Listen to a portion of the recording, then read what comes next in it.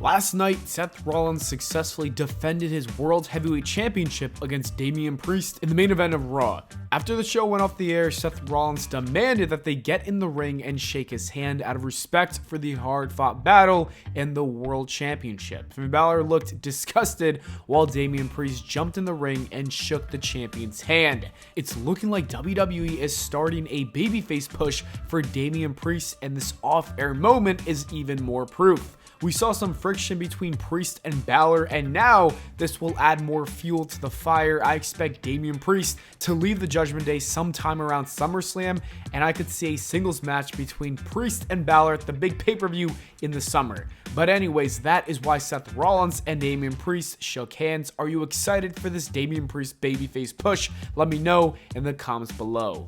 According to Fightful Select, Vince McMahon changed a significant part of Raw just a couple hours before the show. That is something that's been happening via online meetings, but since Raw was in Connecticut near WWE headquarters, Vince McMahon made an appearance along with several other executives. PW Insider provided even more details, saying Vince McMahon did not run last night's Raw from Gorilla, but his influence was absolutely felt as he reworked the broadcast and changed the order of matches and segments to fit his vision of what he wanted. Look, I don't get the point of changing the order of the shows. That seems to be the main impact he's had on WWE TV since returning to his position earlier this year. Is it Vince trying to feel like this is still his product? Is it Vince trying to prove that Endeavor needs him? Or is it Vince having a hard time letting go? I don't know. Who does know? It could be all three for all we know. But Raw was good. It's been good for the last few months, and the same goes for SmackDown, and it still feels like a Triple H product for the most part. With that being said, I don't think this is groundbreaking news, and since Raw was great, I don't have any complaints about it, but it is something to keep your eye out on for, so I'll keep you guys updated moving forward. The last episode of SmackDown saw big numbers for their ratings. The overall episode drew in 2.56 million viewers with a 0.73 rating for the 18 to 49 demo. What's even more impressive is the jump we saw during the Roman Reigns segment. According to WrestleNomics, the final quarter averaged 2.9 million viewers, the highest of any quarter hour that he has data for any wrestling show since early 2022, and that is huge. Roman Reigns and the Bloodline is easily the biggest draw in wrestling right now. The storyline is the most important thing in wrestling right now. According to Fightful, WWE is very happy with the ratings, and I'm not surprised. Why wouldn't they be? That's why WWE kept mentioning it on Raw last night. They want even more people to stick around and tune in for SmackDown this Friday to see what Jay's decision will be. Is he going to stick with his brother Jimmy Uso, or is he going to go back to the Tribal Chief? We'll have to wait and find out, but I can't wait to see those numbers. But for anyone questioning why Roman Reigns retained at WrestleMania against Cody, this is why. He's too big, and the company's thriving with him on top. And for those saying that he doesn't need the title to do what he's doing right now, it really makes him feel even more important, like he's on another level, and that's why he also main events. How would you feel if the Universal or WWE Champion wasn't main eventing? I think a lot of people would be pissed off if Roman was main eventing. And not only that, but he also has not been pinned in years. The WWE clearly saw another year with his title reign, another year with his dominance, and another year of great ratings.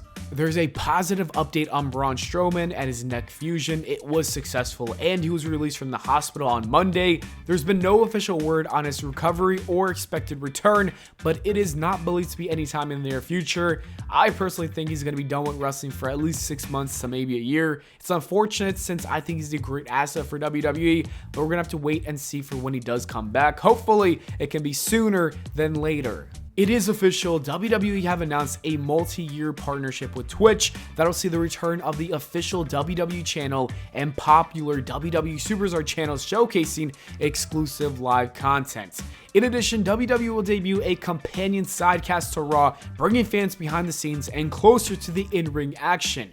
The weekly viewing experience will be led by a rotating cast of hosts, and we'll see appearances by WWE superstars, unique exclusive content such as backstage interviews, and more. This is good news for the talent who want to live stream. It also seems like it's going to be good for the fans who want to watch a sidecast and get that extra content. And I'm sure WWE is trying to attract new fans at a younger demographic who watch Twitch, so hopefully it works out for them.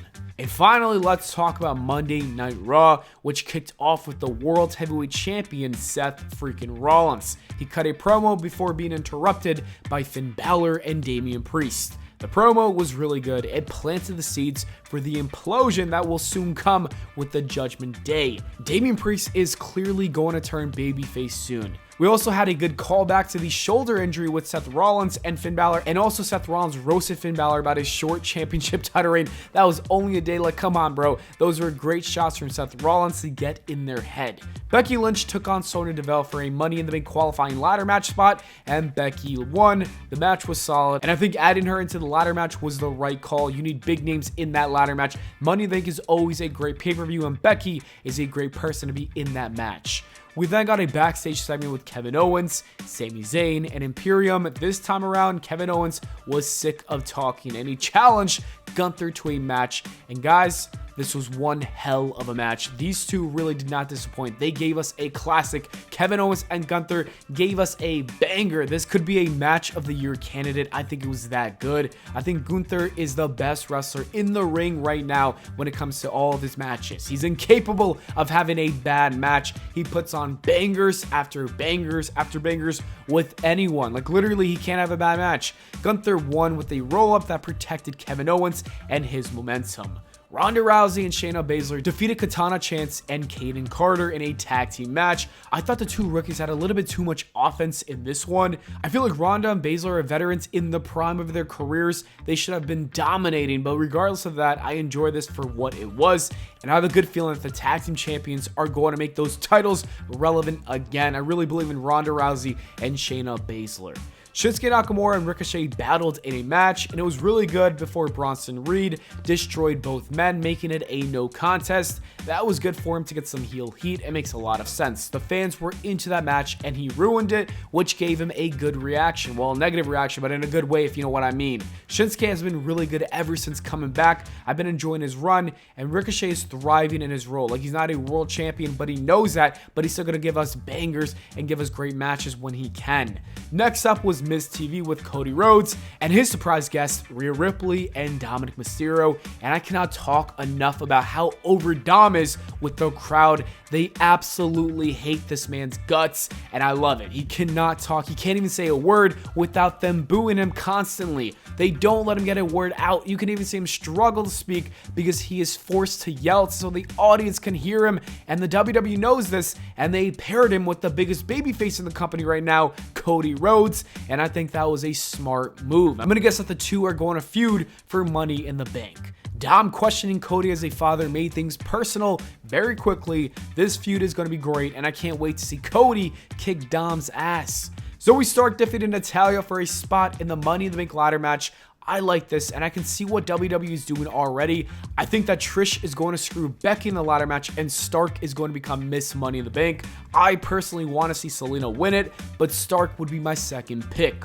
Walking around with Trish Stratus and the Money in the Bank briefcase will help her career even more. She will be ready to be champion next year. And finally, we got the main event world title match with Damian Priest and Seth Rollins, and this was a really good one. We all knew that Rollins was retaining. Finn Balor came out to help Priest, which pissed off Priest because he told Finn to stay away, so that friction continues. It ended up costing in the match. This was a really great episode of Raw. Everything felt important and logical. All the stories moved forward, and it was also entertaining. I give this Raw an 8.5 out of 10. What do you think? Let me know in the comments below. Thanks for watching, and I'll see you all in the next video.